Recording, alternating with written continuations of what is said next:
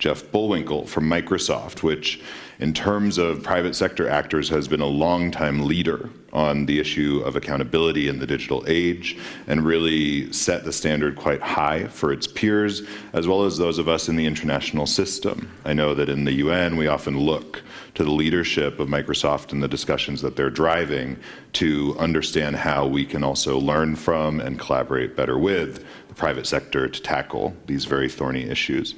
So Jeff, I welcome you to the stage and we'll tee up your slides.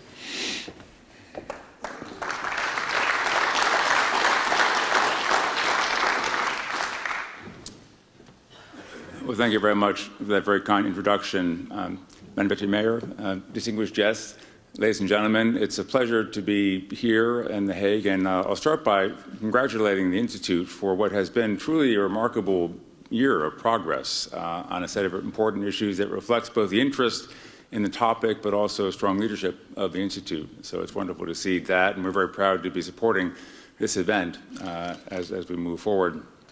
Secondly, it's great to be here, as always, in The Hague, the international city of peace and justice, and a place that always has been an open and welcoming community. In fact, the royal residence many years ago was a city without walls.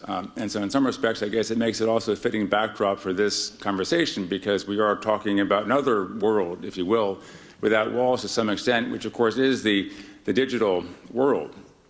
And as we think about the world we live in and the challenges that face us, we do need to acknowledge really that it is in fact very much of a digital world. And I think all of us can see where we're going in this world. We're at a place where every heating unit, every air conditioner, every thermostat, every power plant, every traffic light, every automobile, every medical device, every hospital will be connected somehow to the internet, which creates exciting opportunities in terms of technology in so many different fields, but also, of course, the risk of disruption and how quickly things can be disrupted. And imagine a situation where, in fact, the car in the future that's driving us home from work today could all of a sudden be vulnerable to an attack on a grid from some third party. And think of the danger that could create.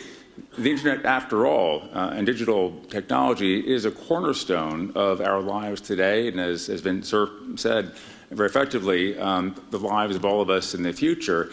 And the question is, how do we deal with the challenges that we are going to be facing? Will the challenges become worse or they get better? It will become better or worse. It's one or the other. But if you look at what's happening around the world today, we have some reason to be less than completely sanguine, I would say, because one of the interesting facts that you come across in this space is the fact that 90% of all intrusions and cyber attacks happen with someone clicking on a link within an email. And as I've heard someone in other conferences say before me, I think every organization has at least one person who will click on anything. So the danger is certainly all there and all around us.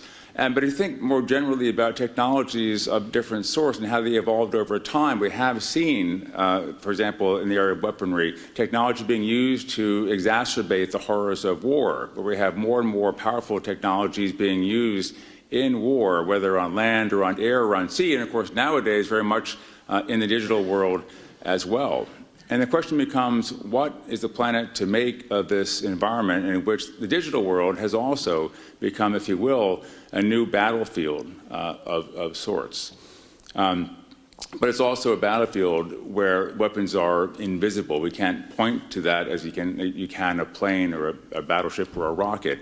And yet this happens, these weapons are being used in ways that affect real people in significant manners. And one wake-up call I think the world did have, if you think about it, was a couple of years ago on the 12th of May in 2017. And it's very possible that a generation or two from now, people will look back on that date and think that's a date on which the world changed, because it was an extraordinary day with extraordinary events by any measure, really. It was a day in which the cyber intrusion tools developed in one country were stolen and used in an attack by another country.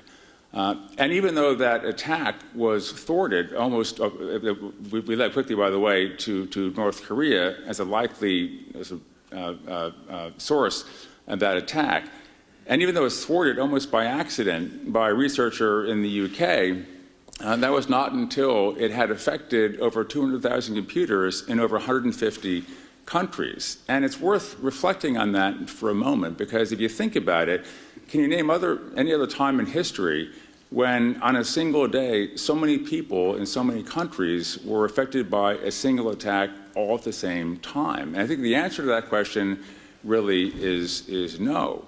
But in fact, if that had been the only element of that attack to think about, you have to think about the human scale as well. This was an attack that affected real people. It wasn't just machines attacking machines, but rather an attack that affected real people. The UK, for example, was badly hit, and the hospital system was badly hit. And as the National Audit Office revealed, there were 5,692 patients who were scheduled to have one procedure or another on the day of the attack, but they were rerouted. Their appointments were canceled. Procedures were canceled as a consequence of the attack that we know now as WannaCry. And of course, if that had been just the only attack in that year of 2017, it would have been a significant event, but it was the most significant attack of that month, because 1 month later, in the month of June, we saw another attack, the NotPetya attack, that was designed essentially to target the civilian infrastructure, the private economy of a nation, Ukraine. And of course, it also had impacts beyond Ukraine too, and we felt that even here in this country, where the port of Rotterdam, you may remember, were badly affected by the NotPetya attack. And this became, of course, global in nature as well. Even closer to home, you may recall that there was an attack just around the corner, literally, the Organization for the Prohibition of Chemical Weapons. So these are very immediate concerns for all of us here as well. We've seen the impact as well on this activity on democratic processes. And a number of months ago, Microsoft announced essentially our conclusion that we had cyber attacks, that were nation-state attacks that were focused on interrupting democratic processes across Europe. If you think about all the activities that relate to cybercrime and cybersecurity, over the past year alone, the cost of that is estimated at $1 trillion. So real money, real impact. And that does really indicate to us that this is, in fact, a defining challenge of our time, without any question. And the question becomes then, what is to be done about this? What can be done about this? Well, the first thing that I would say is that we have the first accountability, if you will, the first responsibility as the technology sector, as I think Cedric said quite effectively as well. After all, we built this stuff. We built this stuff, and so someone who's worked in IT, myself, for 20 years, for sure, we would stand up and say, we are the ones with the first responsibility, the first accountability. And there's a book that was published recently by my boss, Microsoft's president and chief legal officer, Brad Smith, together with Carol Ann Brown, that talks about these issues in relation to what is designed to be a very powerful tool, but in fact can be also a very powerful weapon. And how do we as a company, on our own and with others, prevent what are meant to be powerful tools from being weaponized?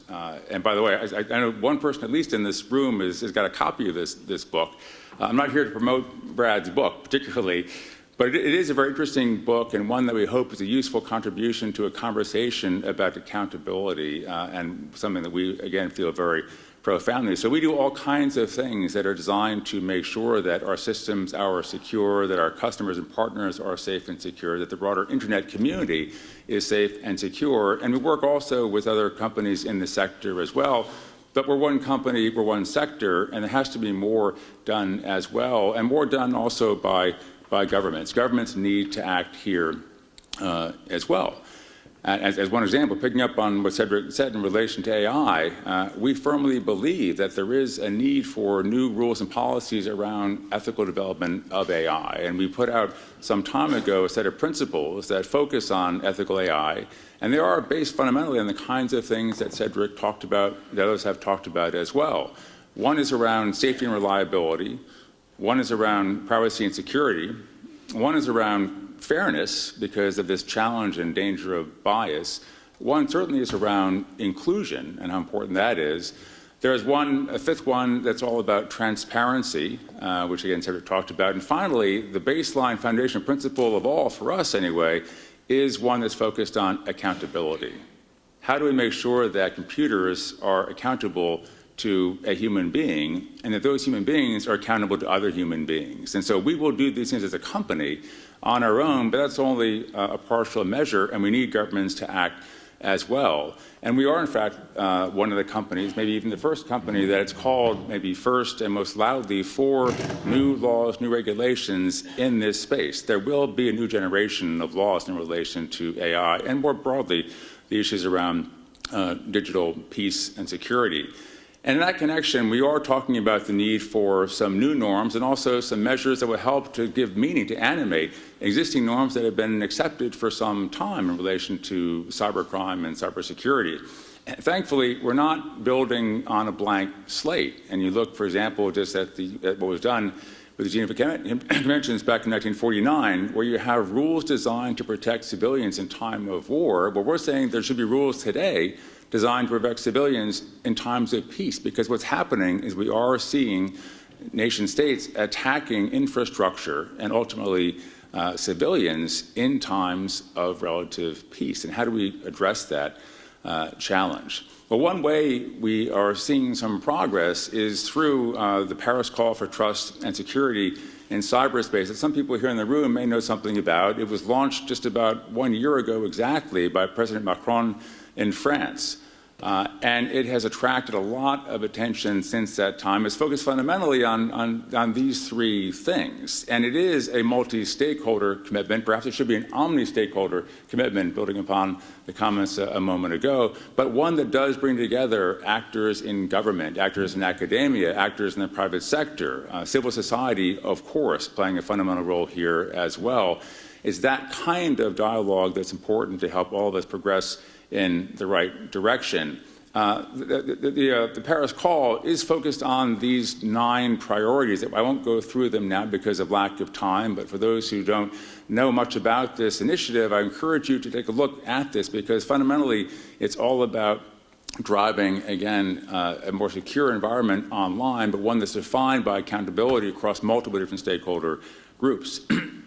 And it has attracted, a great deal of support as well. Nearly 600 different organizations around the world have, in fact, signed up for and embraced the Paris Call. That includes all 28 member states of the European Union. It includes as well 4 out of 5 of the so-called Five Eyes nations as well. And many other organizations across Europe and around the world. There's no reason, of course, for it to stop there at nearly 600, and it won't stop there either, because, in fact, next week, literally, in Paris, there will be the first-year anniversary of the Paris Call, where leaders will gather and talk about the very issues we're talking about here today. And perhaps some people in the room will be in Paris next week and able to contribute some of the discussions we'll have today and tomorrow to the conversation happening in Paris as well. Because after all, this country, a place of excellent thinking on these issues too. And we saw just last month a fascinating paper put up by the Dutch government that really is leading edge in its thinking around these different topics. And ultimately, of course, as well, we're very proud to be a part of what's happening with the I4ADA, which has done such great work over now a fairly compressed time frame. And again, looking forward to building on that work today, because it's dialogues like this, rooms like this, with cross-sector representatives like all of you in the room today, that will get us to a point where we have more security, more trust, more accountability in cyberspace, and it has to be ultimately a cause for our time, because if it is not, we will not succeed. Essentially securing digital peace for the world, and ultimately a better world for all of us to live in. So I'm very happy to be here today and look forward to taking part in the conversations today and tomorrow. Thank you.